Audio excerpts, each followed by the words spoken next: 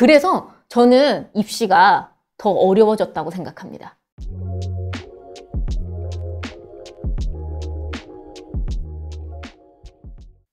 네, 안녕하세요. 정고은입니다. 이번 시간에는 작년 2022학년도 전국권 자사고들의 입시의 어떤 특징과 그리고 올해 전국권 자사고 입시가 어떤 식으로 진행될 것 같은지에 대한 예상, 이렇게 두 가지에 대해서 한번 말씀을 드려보려고 합니다. 사실 작년 2022학년도 중3들의 입시, 고입 같은 경우는 굉장히 할 얘기가 많았던 입시였다고 볼 수 있을 것 같은데요. 우선 이번 시간과 다음 시간으로 나눠서 전반적인 학교들에 대한 설명을 조금 드리려고 합니다. 할 얘기가 많은 것도 있지만 또 한편으로는 공통점들이 많았었던 한 해였었기 때문에 핵심적인 부분들에 대해서 입시적 특징을 말씀을 드리고요. 그 다음에 이제 제일 중요한 거는 바로 올해 입시와 그리고 사실상 가장 많은 변화가 예고되고 있는 09년생들, 지금 현재 예비 중2 학생들이 치르게 될 입시까지도 좀 연속적으로 설명드릴 수 있을 부분이 있을 것 같아서 그런 부분에 대한 설명을 조금 드려보도록 하겠습니다. 자, 우선 올해 전국권 자사고들의 입시는 크게 두 가지 특징을 갖는다고 볼 수 있을 것 같은데요. 첫 번째는 높아진 경쟁률을 말씀드릴 수 있을 것 같습니다. 07년생이 치렀었던, 그러니까 황금돼지띠 학생들이 치렀었던 입시이기 때문에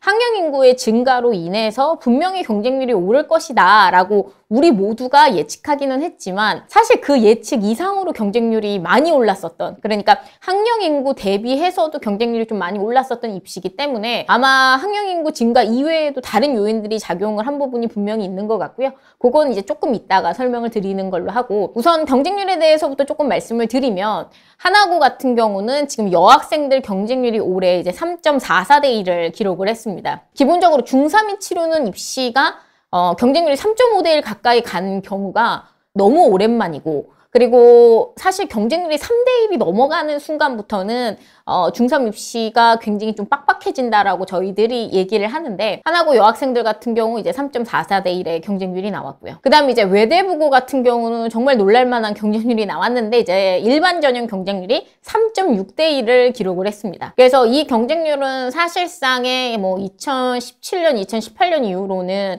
거의 최고의 경쟁률이 됐고, 196명 모집에 700명 이상이 이제 학생들이 지원을 했습니다. 그래서 아주 높아진 경쟁률을 기록을 했습니다. 상상 같은 경우는 여학생이 2.66대 1 정도 경쟁률이 이제 기록을 했고, 남학생들은 1.86대 1 정도의 경쟁률을 기록을 했는데 전반적으로 굉장히 높은 경쟁률들을 기록을 했고요. 그래서 이런 높아진 경쟁률을 통해서 우리가 이제 알 수 있는 부분들은 아까 말씀드린 것처럼 학령 인구의 증가 이외에도 전국권 자사고들이 대입에서 갖고 있는 다양한 이점들이 올해 조금 작용을 했다고 봅니다. 사실 요즘 이제 대입의 기조 자체가 크게 이제 두 가지가 정시 확대에 따라서 정시에 대한 적응력이 학교들이 얼마나 좋은가와 그다음에 이제 의대 선호가 분명하기 때문에 고등학교들이 이제 의대를 어느 정도 보내는가 뭐 이런 것들이 아무래도 학부모님들과 학생들의 굉장히 큰 관심사 중에 하나인데, 특히 이제 인기가 있는 전자사들 같은 경우는 그 두 가지 영역에 있어서 적응력이 좋다라고 판단이 되고 있기 때문에 높은 경쟁률을 기록을 한 부분도 있는 것 같습니다. 자, 그 다음에 두 번째는 이게 되게 신기한 부분 중에 하나인데, 이렇게 높은 경쟁률을 기록했음에도 불구하고 면접이 무난했다는 게 두 번째 특징이라고 볼 수 있을 것 같습니다. 하나고부터 설명을 드리면 올해 생기부에서 그렇게까지 많은 질문이 나오시지는 않았고요. 그 다음에 이제 공격형 압박 질문이라고 우리가 말씀을 드렸지만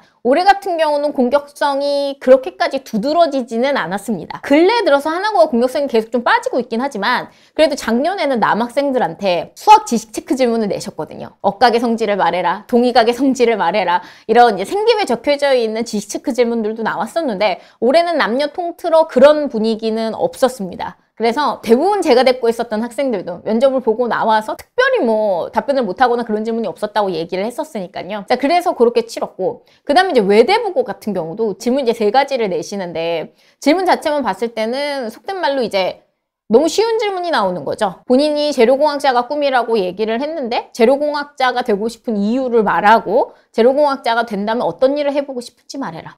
이런 거거든요. 그래서 질문은 되게 쉬웠어요. 그 다음에 이제 상산 같은 경우는 요번에 이제 남학생들이 5년 정도 만에 과학 질문이 나왔습니다. 지구과학 관련된 질문이 나와서 달에 탐방월에 관련된 질문들이 조금 나왔는데, 그래서 남학생 같은 경우는 당황하기는 했지만 질문 자체는 3개가 나왔습니다. 원래 이제 수학 질문 같은 경우는 4개, 5개 이렇게 나오는 경우가 많았는데, 올해 같은 경우 과학 질문이 나오는 데는 질문은 이제 3개가 나왔고요. 그 다음에 여학생 같은 경우는 그냥 수학이 원래대로 나오듯이 나왔고, 독서민 인성 면접 같은 경우도 사실 제시문의 내용이 굉장히 어렵거나 그런 건 없이 전반적으로 뭐 학교폭력에 관련된 제시문이 나왔습니다. 그래서 결론적으로 말씀을 드리면 모든 학교들이 질문 자체가 쉬웠다라는 게 작년 입시의 2번째 특징이라고 말씀드릴 수 있을 것 같습니다. 자, 그러면 제일 중요한 건 이거죠.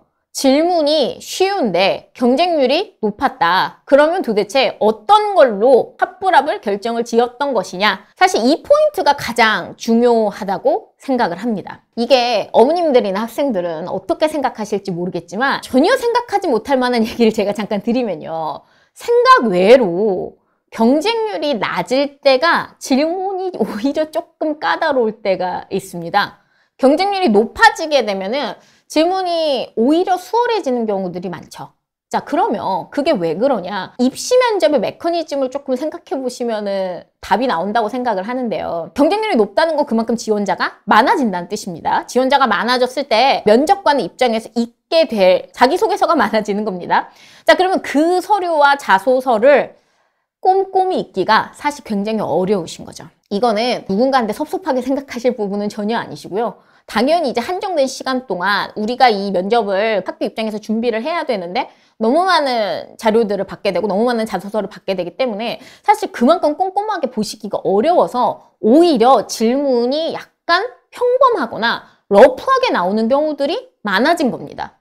자, 근데 여기서 중요한 건 질문이 쉽다고 답도 쉽게 한 경우들은 어김없이 떨어졌습니다. 그러니까 사실 그래서 저는 입시가 더 어려워졌다고 생각합니다. 차라리 질문 자체가 길고 복잡하고 어렵게 나오면 아이가 그 질문에 나온 것들에 대해서만 잘 대답을 하면 붙을 수 있습니다. 본인은 뭐 예를 들어 자소서에 광해군에 대해서 썼는데 광해군이 현재 우리나라의 어떤 리더상과 비슷한지에 대해서 본인이 읽은 책을 기반으로 설명하고 앞으로 대한민국 미래에는 어떤 인재상 또는 어떤 리더상이 필요한지에 대해서 본인이 학습한 바를 통해서 2가지 측면으로 설명하시오. 질문을 이 정도로 길고 어렵게 내주시면은 사실 학생 입장에서는 그것을 읽고 이해를 해서 질문에서 물어본 것만 대답을 하면 되기 때문에 답변을 하기가 오히려 수월할 수 있어요. 근데 만약에 질문이 올해처럼 본인이 존경하는 리더상을 말하시오.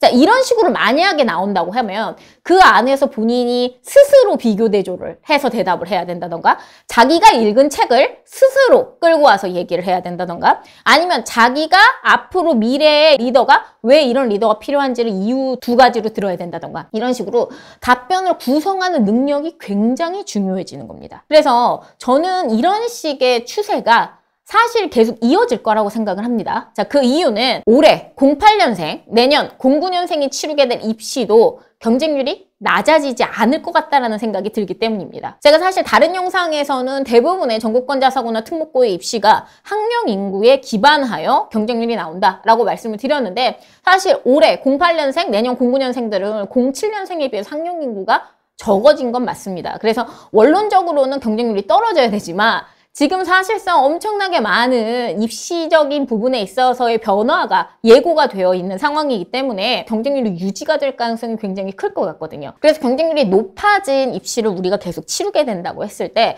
이런 식으로 질문은 오히려 약간 평범하고 쉽게 나오는데 그 안에서 우리 아이가 내가 자기가 알아서 많은 자료들을 스스로 넣어서 대답을 해야지만 면접을 성공적이게 치를 수 있게 되는 상황이 됐기 때문에 사실 솔직히 말씀드리면 입시 준비가 조금 더 이르게 시작돼야 될 필요가 있다는 것을 올해 좀 느꼈습니다. 원래 제가 다른 영상에서는 중3 입시는 중3 때 시작하셔도 된다 이렇게 말씀을 드렸었고 5월부터 시작하셔도 된다 라고 말씀을 드렸었거든요. 근데 확실히 작년 제가 입시를 치르면서 가장 크게 느꼈었던 부분은 질문이 쉽게 나옴에도 불구하고 본인이 알아서 이렇게 다양한 자료를 사용을 해서 대답을 할 수 있을 정도가 되려면 그 전문적 자료에 대한 체화가 굉장히 깊이 있게 되어야 됩니다. 그러니까 예를 들어 어떤 소재를 컨택해서 자소서를 쓰는지 상관없이 그 소재에 대해서는 아이가 완벽한 이해를 기반으로 거의 요리를 할 줄 알게 얘기를 해야 된다는 거죠. 그러니까 잘못하시면 안 될 게 무슨 아나운서처럼 또박또박 얘기를 하고 달변가여야 된다는 건 아니에요. 그럴 필요는 없지만 그 지식에 대해서는 굉장히 그러니까 속된 말로 누워서 자다 일어나서 대답해도 그냥 쭈룩쭈룩 얘기할 수 있을 정도로 완벽히 체화가 돼야지만 면접관이 쉽게 질문을 던져도 지원자가 그 질문 안에서 핵심적인 답변을 해낼 수 있기 때문에 아무래도 우리가 준비해 드리는 시간과 노력이 더 많이 필요하게 됐다. 저는 개인적으로 올해 이제 전국권 자사고 입시를 조금 크게 정리를 하자면 이런 특징이 있었다고 생각을 합니다. 자, 그래서 다음 시간에는 외고 국제고 입시 특징에 대해서도 말씀을 드리려고 하는데요. 어쨌든 지금 올해를 기점으로 물론 감히 예상을 하건데 중3 입시의 어떤 느낌이나 메커니즘이 조금 변하게 될 수도 있다는 생각을 제가 작년 입시를 치르면서 했기 때문에 그런 부분들에 대해서는 앞으로도 계속 영상을 통해서 새롭게 정보들을 제공을 해드리도록 하겠습니다. 감사합니다.